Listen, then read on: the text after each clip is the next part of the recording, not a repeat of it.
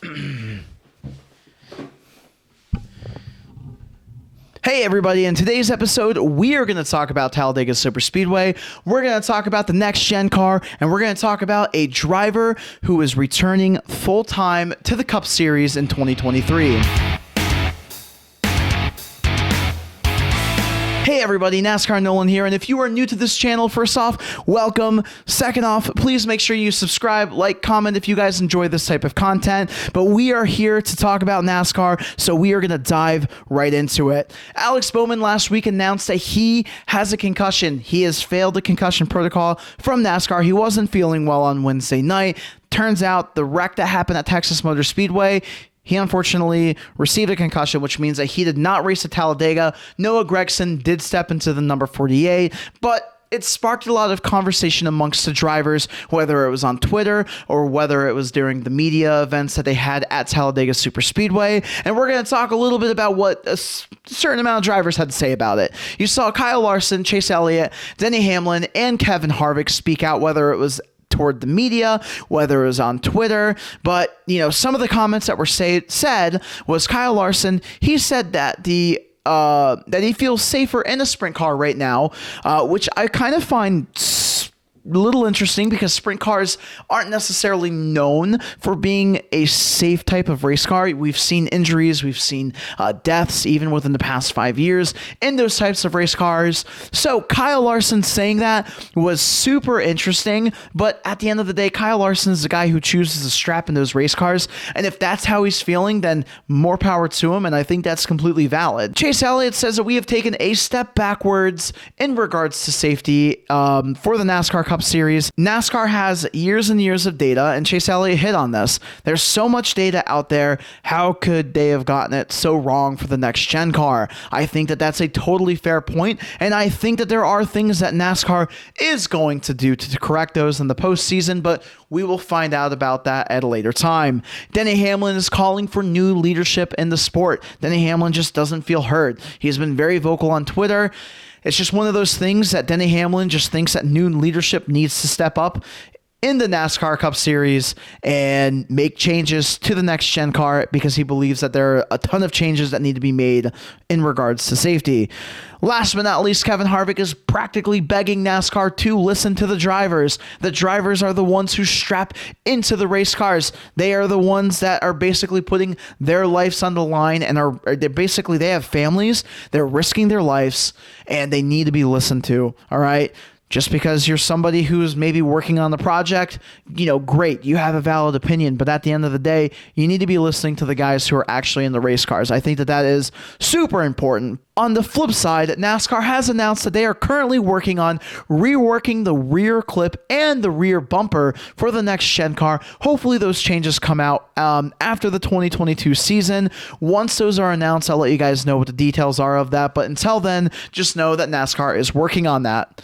Now, I did mention that there is a new driver that is coming to the Cup Series. He is returning, and that is AJ Allmendinger, which is super exciting. He is going to be in the number 16 Kaulig Racing car for the 2023 season, per The Athletic, which is something that they broke today. This is great news for AJ Allmendinger. This is great news for the sport. AJ is a huge personality. I am so excited to see him in the Cup Series full time, and I think that it is a great decision on Matt Kaulig's part. Remember, his Xfinity team has been awesome because of AJ. They've been competing for wins. They've been competing for championships. And in the Cup Series, AJ's been driving full-time for the 16.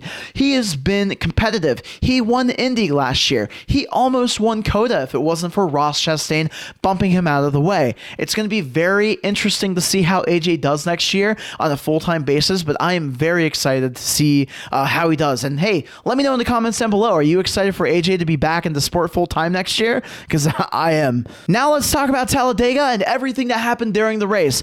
Fortunately, not a lot to report, to be honest with you, because it was a relatively tame race. This is a race that's known for crashes, and with Alex Bowman announcing that he has a concussion, there is just a sense of nervousness heading into the racetrack. And look, super speedways just have this reputation, so the last thing anyone wants to see is another driver getting hurt, especially at the end of the season. The couple of things that we did see on the racetrack is Ricky Stenhouse Jr. bumping into Harrison Burton. There are a couple of cars that were collected, as you can see right here. The one notable driver that was collected in this was Joey Logano. He is a playoff contender, but other than that, that's pretty much the only pile-up that we had on the racetrack, which is a miracle because, again, like what I mentioned before, Talladega is known for the big one, cars being torn up. Even at the other speedway races like Atlanta, Daytona, that's what we're used to seeing, and we just didn't see it. We also saw Christopher Bell spin while coming in for green flag pit stops. He is another playoff driver, but he got his car rolling, and he was ready to go. So, other than that, really nothing else to report on the actual race itself, but I'm going to tell you something. The team owners' wallets are super happy on the outcome of this Talladega race because a lot of cars get torn up here and they didn't, that's awesome. Chase Elliott walks away from Talladega victorious. After a quick caution that came out with 6 laps to go, Daniel Hemrick was on pit road. He was stalled out. NASCAR felt it was a safety concern. They called the caution, which led to a green-white checkered. Now, where we're going to watch these final couple of laps here is you see Michael McDowell, Ryan Blaney. They get a great start. Michael McDowell is pushing the back of Ryan Blaney like a champ. By the way, Michael McDowell is going to be like the award-winning pusher, I feel like, because he was like on everybody's bumper and he was crushing it. We saw Eric Jones and Ross Chastain in the outside lane. Those guys were struggling. Ross Chastain just could not get to the back bumper of Eric Jones. This basically caused the inside line to surpass the outside line, and Chase Elliott was able to take advantage of that by jumping from the inside lane to the outside lane, and Eric Jones hooks up to the back of Chase Elliott and basically pushes him to the win, which is very exciting for all the Chase Elliott fans. Really, really good for the playoff drivers because they have not won a single race until Chase crosses the finish line at Talladega Superspeedway. Ryan Blaney was so close, but I hope Chase Elliott buys Eric Jones a beer because if it wasn't for that number 43, that number 9 would not be in victory lane right now. All right, guys, here's what the points look like going into the Charlotte Roval. We're looking at Alex Bowman and Christopher Bell in a must-win situation. Remember, Alex Bowman still isn't cleared to race for the Roval. We are still waiting for an update to see if he can race. Now, NASCAR did grant him a waiver, so if he was able to make up those points or win a race at the Roval, he would advance into the round of 8. But if he's not able to race at the Roval, unfortunately, he is going to be eliminated. Christopher Bell has had an abysmal round of 12, so he is currently in a must-win situation, even after he had an amazing round of 16. But you know, they reset after each round, and that's the situation that Christopher Bell is currently looking into. William Byron is going to be the third driver that's on the outside looking in. He is negative 11 points below the cut line. Now, Rick Hendrick is appealing the penalty that was assessed at Texas Motor Speedway, which was 25 points. I don't see that appeal going through, but if for some reason, if it did, then you'd see him back in the playoffs. But as of right now, William Byron, negative 11 down.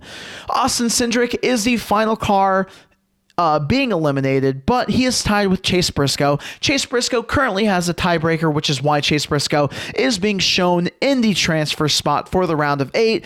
Guys, keep an eye out on both of these drivers. First off, they are young drivers fighting for a spot in the round of 8, which the round of 8 is like the prestigious round, right? It's very hard to get into. But to see these guys race on the Roval, which both of these guys are known for being amazing road course racers. They did so well in the Xfinity Series, and they've done very well in the Cup Series. So to watch these guys duke it out is going to be super fun to watch. So let me know in the comments down below, how is your round of 12 doing so far? Mine's like 50-50, but we'll see at the end of the Roval how well everybody really is doing. Overall, I was happy with the Talladega race. I'll be 100% honest with you on that. I'm going to give it a 9 out of 10. I did give it a couple of points just for the sole purpose of a ton of cars returning back to the garage with no damage or minimal damage. We didn't see a huge amount of wrecks. We didn't see a lot of money being wasted for a super speedway race with everybody wrecking on the last lap. We didn't see any of that chaoticness. We were able to see a race that basically gave us no controversy. That is something that we've needed over the past 3-4 weeks. It's been just controversy after controversy after controversy, and to see a relatively calm race, to see a most popular driver winning the race, it just seemed very normal. Let me know in the comments down below what your thoughts were on the Talladega race. I'd love to hear from you guys. Thanks again for watching. If you haven't already, make sure you hit the subscribe button. Make sure you like, make sure you comment, all of that fun stuff. Thank you so much for watching, and I hope you guys go fast and turn left.